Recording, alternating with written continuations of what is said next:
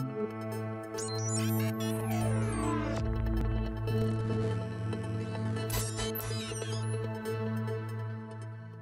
everyone, I'm Michael Burke. Welcome to another edition of LEX18.com's Digital Conversation, and we're fortunate enough to be joined today by 25-year-old Patrick Cornett, who just completed Season 9 of American Ninja Warrior, which he saw on NBC. And yes, sir. Boy, let's obviously start with that because it's the most recent and probably the most exciting of late.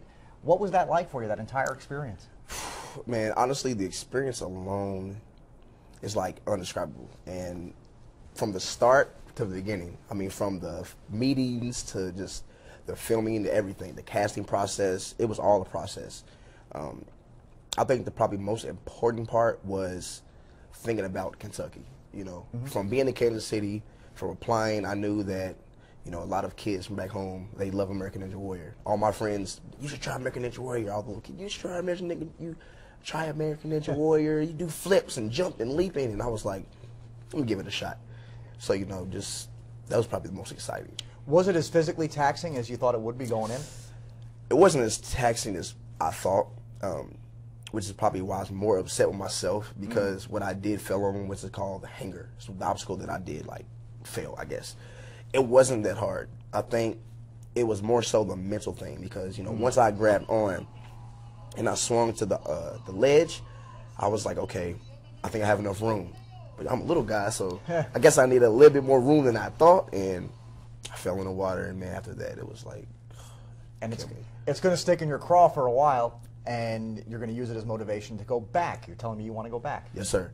So I filmed it back in April, and ever since I fell in the water, man, I've literally thought about that.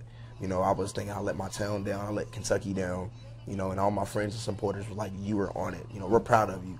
And I appreciate everything, but... And they should be. Yes, you should feel that way. You know, everyone's asking, like, you going to do it again? And I'm not going to just do it again. I'm going to win it, you know, and I'm still going to put Kentucky on my back because, I mean, I'm loving that, so... Terrific athlete, multi-sport star, all-state star at Bryan Station High School. Did your athleticism help you in this physical challenge? Big time. Yeah. There was a lot of little guys, skinny, muscular, and what I noticed honestly was like most of the muscular guys, they couldn't really get through it as easy. I think that weight has something to do with it, more limitations with the more muscle you had. Yeah, flexibility. So, yes, sir. So I think wrestling and doing MMA helped me out a lot, just as far as the agility and stuff like that goes. Georgetown College, you're playing football there. Talk about that experience, and you know, they had a player pass away last year. Yes, sir. Terrible accident on a stairwell. What was that whole experience like? Well, I actually went to Georgetown right after high school, and so I graduated in '09. Then I went to Georgetown, played football and baseball there. The academics were on another level. Yeah. I graduated at 3.6 at high school, so I knew how to do work. You know, I was always ready to do my work, but there it was more serious. So with the football come along, Coach Cornett, man, like one of the most hard-nosed coaches, but everything was like to the T. Like as far as shaving, no hats inside, all these things is basically like life lessons as becoming a man. You know, so it was more than just football. It was life skills. It was manners. We always yes sir, no sir. I was raised with yes sir, no sir, but they always instill that in our athletes as well. But you know, you came to Georgetown with life skills though, because you got the 3.6 GPA at Bryan Station. Yes, you just alluded to the fact that you were instilled with those yes sir, no sir values. Where'd you get that from? Because clearly you learned it's just as important to do it in the classroom as it is on the field. Yes, sir. Most of my manners, I came from a military background, but my mom, man, like it was always yes sir, yes ma'am, no ma'am, yes. Like if we ever be like yeah or yes, either gonna get a whooping or it's gonna be like yeah or yes, and then we'd always go in and fix it. So man, that was from birth, and I'm a 3-year-old, and I'm starting with her as well. Right. You know, I asked her something in Italy. You know, did you brush your teeth? Yes. I'm like yes. She'd be like yes sir. So it starts at a young age. Well, and you're a dad at a young age. Yes, sir. How's that experience been? Oh man, my daughter, honestly, what I have to say, changed my life. They tend to do that. Yeah. I was always self-motivated. I was always inspired. I inspired myself, and then I would inspire others. But my daughter kind of gave me that fire. I mean, that really ignited a whole lot more of what I had to do, because now to provide for a 3-year-old, now she's 3, but Right. when you have another human come along that you have to really take care of, it changes everything. So. You worked as a corrections officer at the Scott County Detention Center. What was Yes, that sir. experience like? Man, being a corrections officer really, I guess, exemplified my personality skills. You know, when you're personable as a corrections officer, your job is so much easier. When you go in there and you try to be the hard guy, I'm the officer, the CO, you're going to listen to me, they're going to give you a hard time because they have nothing but time to give. So they know you get to go home and they're going to give you a hard time. You go in there, you treat people with respect, and, you know, you learn different cultures, different backgrounds, different, you know, just everything is different in there. It's different personalities. So you learn as a human, I mean, you learn that everyone is human. So you can't treat people different because he looks like this. Everyone's the same in jail, you know. So that's really taught me more values as far as being a man. Anything go down there that you could share with us where you felt, oh boy, that was interesting? I want to say the first week as a corrections officer, we had a lady come in. Obviously, I'm not gonna say the name, but lady come in, super intoxicated, and she kept taking her clothes off. You know, it wasn't a view that I was ready to look at. I'm just gonna be completely honest. That's fine. To make a long story short, she ended up getting tased twice, and that was when I was like, "Yo, this job is awesome." Like, this job is awesome. I didn't have to tase her, but it was still cool, man. Oh man, I'm gonna read this list. In addition to playing semi-pro football for the Bluegrass Warhorses, Yes, sir. You've done a ton of TV shows. How did you get involved in all these shows? Steve Austin's Broken Skull Challenge, Date Movie on MTV, The Game of Dating on TV1, and then obviously American Ninja Warrior. How do you keep getting these roles, these parts? Apply. Is that all it is? I apply. My sponsor, Lucky, was Stephen Early. He's at Lucky's Auto Sport. He's my sponsor for MMA, and I remember he sent me the Broken Skull Challenge application. Like, you should try this.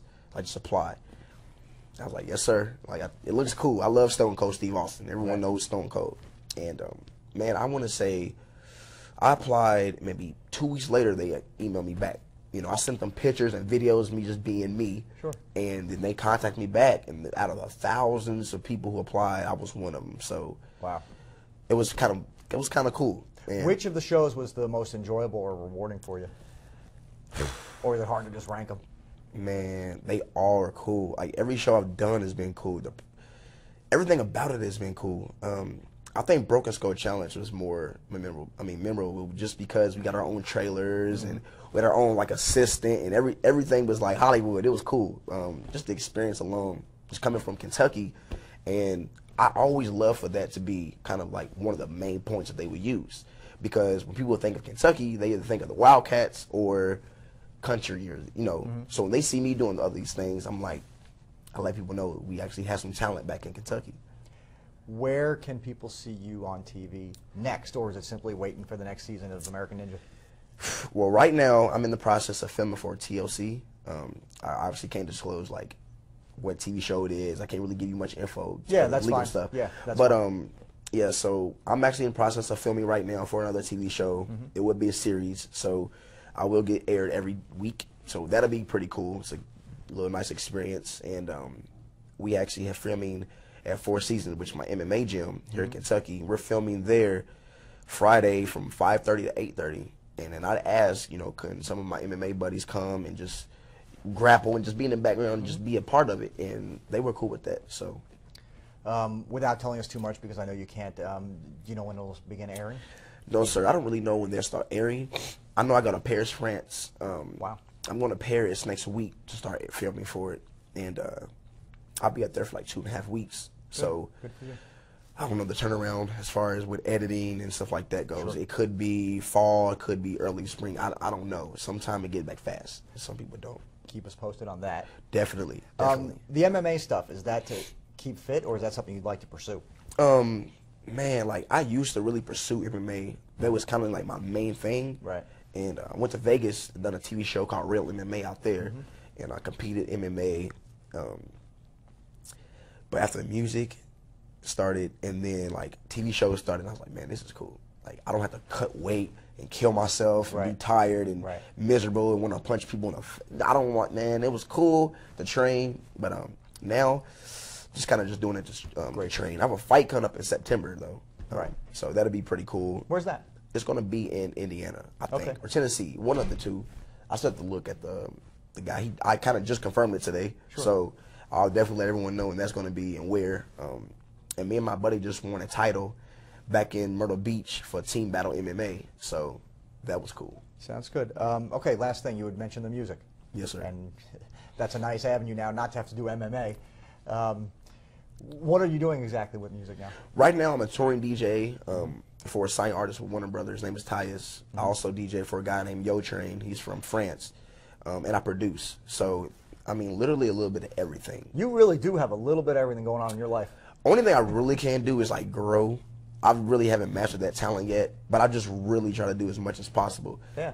And my main goal, really, all the TV shows, all the fighting, all that's cool, but my main thing is for the unfortunate kids and for our youth in Lexington, you know, just the youth alone, just so they can have an avenue, just so they can see someone from Lexington, Kentucky do the things that maybe they want to do and they don't have that inspiration or they don't have that motivation. Because a lot of kids don't have that, you know, and I think that's more sad than anything because we do have people like me who get to go out and be on TV and do things, but no one wants to like help out kids. Or that's my main thing. So that's what I want to do. Well, if you know anything about high school sports and Bryan Station High School sports, you certainly know Patrick Cornett. Yes, sir. Thanks so much for coming in and doing this today. We appreciate it. In the limited time we had, it was nice to get to know you a little bit. Thank you so much. Appreciate it very much. All right, buddy. And thanks to all of you for watching this latest edition of LEX18.com's Digital Conversation.